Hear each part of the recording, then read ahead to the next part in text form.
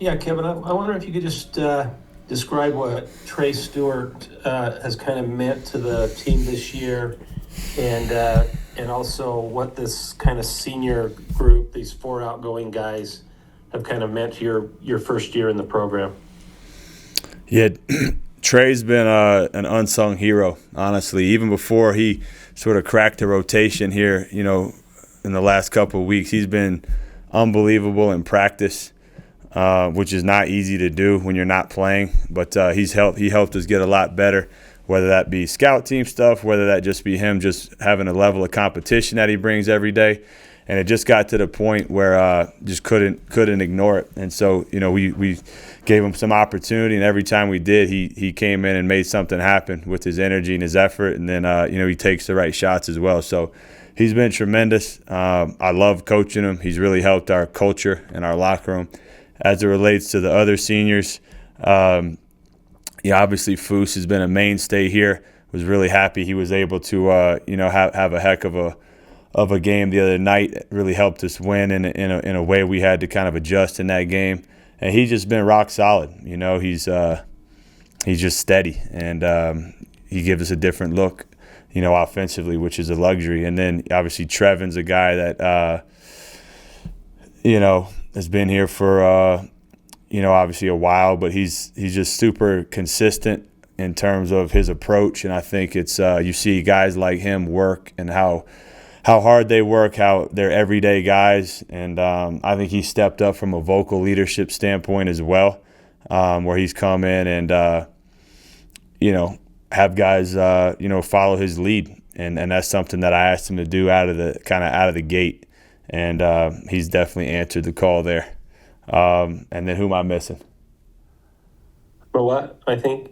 That's right, Mawut. Okay. Yep, Mawut. So, similar to Trey, he's a guy that, we had, when I say similar, it hadn't always gone his way. And, this game is, and I learned this a long time ago in coaching, everything is so situational and timing related for players and for coaches, honestly. But, Richie goes down in the Wyoming game on basically the first possession of the game, and we called on Mawut. He came in and was just unbelievable defensively, and obviously just couldn't look past it. Now, he hadn't been doing that in practice. He had bits and pieces, but I think he was still kind of finding his sea legs after the injury. But once that Wyoming game happened, it was very clear that he's a guy that we could rely on that end of the floor. And then an area where I'm probably the most proud of him is just, he's really streamlined his offensive game. He's turned himself into an efficient offensive player, which before, and that's tough for a guy who's a fifth-year guy, to change your offense and how you kind of attack on that end. But what he's been able to do and change himself from basically an inefficient offensive player who could guard to a guy who's really efficient on offense, who's obviously a really good defensive player. So that says a lot about him as a person. All right, we'll go with Darnell, Mitch, and then John. Kevin, could you speak to the evolution of your coaching staff over the course of the year? It was obviously new coming in. I think you mentioned on Saturday how important they were in making those adjustments in that game. Just kind of how that's evolved and how they've filled their roles for you. Yeah.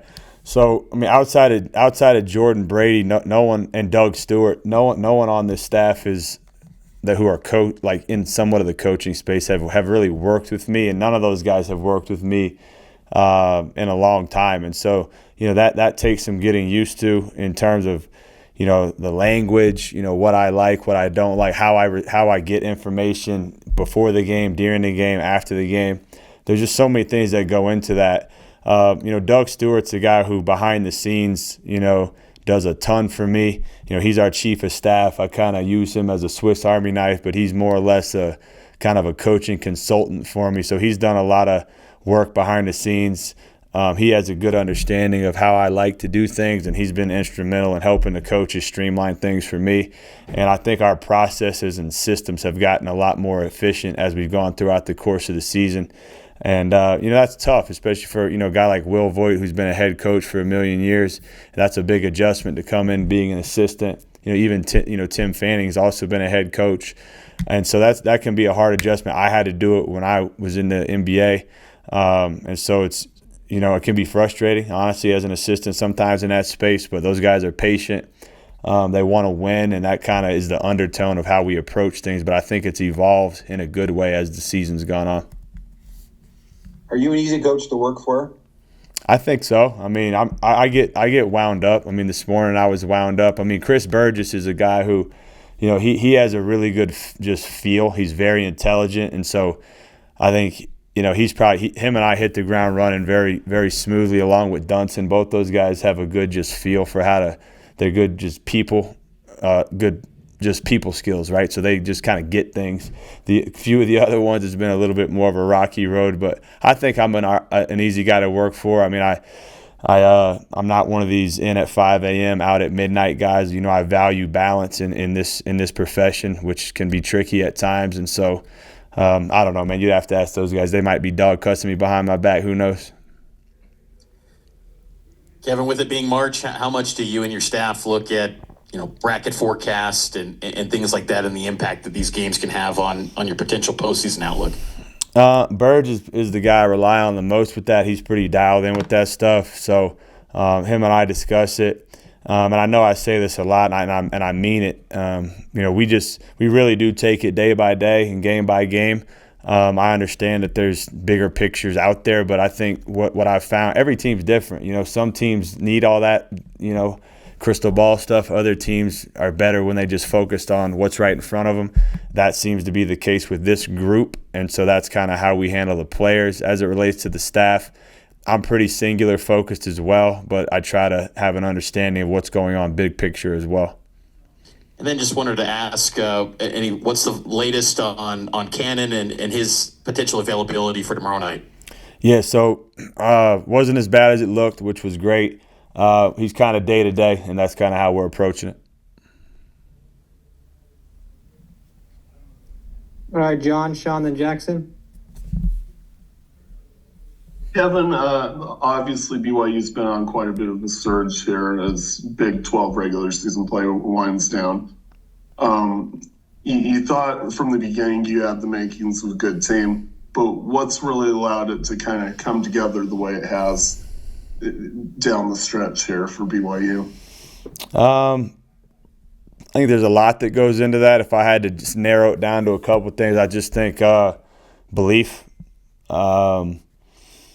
execution, togetherness. That's where we've been able to move the needle.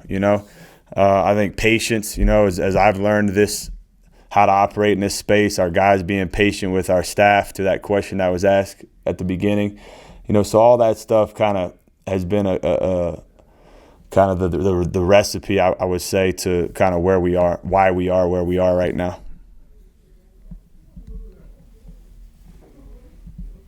All right, Sean, and then Jackson. Yeah, Coach, I just wanted to follow up with something that you touched on earlier, and you've brought this up before, but the idea of expanding the rotation late in the season, it's not very common in college basketball, probably not very common in basketball in general, I would imagine. How did you kind of work that as you started seeing guys like Trey obviously break in, who I think you were touching on, and then also the other end with guys like Elijah that you've been given a couple of minutes there for developmental purposes and that kind of thing? How did you sort of rework kind of that coaching philosophy, I guess? Yeah. I mean, with Trey, honestly, it just like I said before, it got to the point where, what he was doing in practice just couldn't be overlooked. And then, I think it also piggybacks off on like what Mawut has proven to bring to the table. Where we got guys, in a perfect world for me, I switch 1 through 4, keep the 5 in coverage, and off we go. That has not been the case with this team. We've been better where we, allow Mawut to just do what he does on guys. And then because that was giving us some, good results, Trey's a guy that can do the same thing. So it kind of became a learning from Mawut and then knowing that Trey can kind of give us that. And we kind of have this two-headed monster where we can kind of just have a fresh set of legs and athleticism on guys, is really the genesis of that particular one with Trey. And then in terms of, I think Mihailo is another guy. I want to get him more minutes. I want to get Dawson Baker more minutes. It gets hard with so many guys, right? But as it relates to Mihailo, I think just having we have three different ways we could play at center. You got lob threat and Caba. You got a low post guy in Foose who can also play away from the basket as a passer. And then Mihailo can kind of, he can function as a roller. He can function as a popper. He can function as a passing five as well. So just the versatility, as we've learned the league and how different teams try to play, being able to put a different type of five out there has helped us. And so here we are, man. Like you said, I definitely not something I thought would have happened, and it definitely doesn't happen in the NBA, to your point. We were always shrinking it and trying to find a way to play guys like 42 minutes in the playoffs and play like 7 guys. All right, we'll finish with Jackson, then Jay. Hey, Kevin, obviously Richie's had a great breakout campaign. I was just curious your thoughts on his improvement this season and maybe what sets him apart from other players in the Big 12. My just overall thought on Richie is I just love coaching him because he does exactly what you ask him to do, and he does what he's good at. I think that sounds easy. I think there's a real skill to just do what you're good at and do it at a high level. I think that's part of what separates Richie. I mean, his mindset is ultimately what separates him. He just doesn't get deterred. He has an uncommon motor.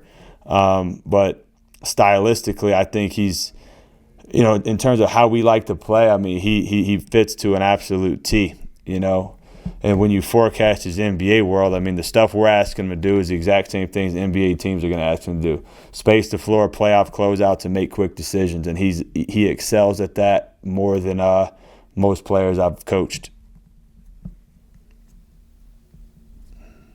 Kevin, quick question on the game tomorrow night. What are the keys?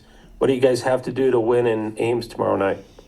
I think we have to go in there with the mindset that no matter what they do, we're going to be under control offensively.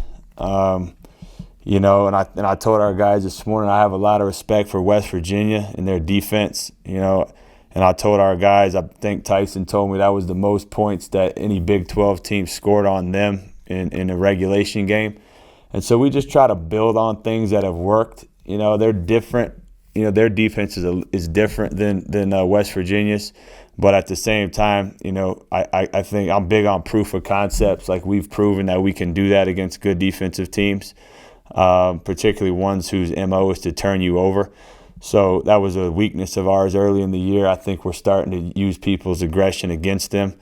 I think that's the ultimate key to the game. And then obviously they got some unique players. Jefferson's unique, with his size and his ability to kind of do a lot of different things. And they got guards that just kind of keep coming at you. So it's definitely not going to be a walk in the park in terms of our defense. But, they get fueled by their offense by their defense. So we'll have to be pretty sound there.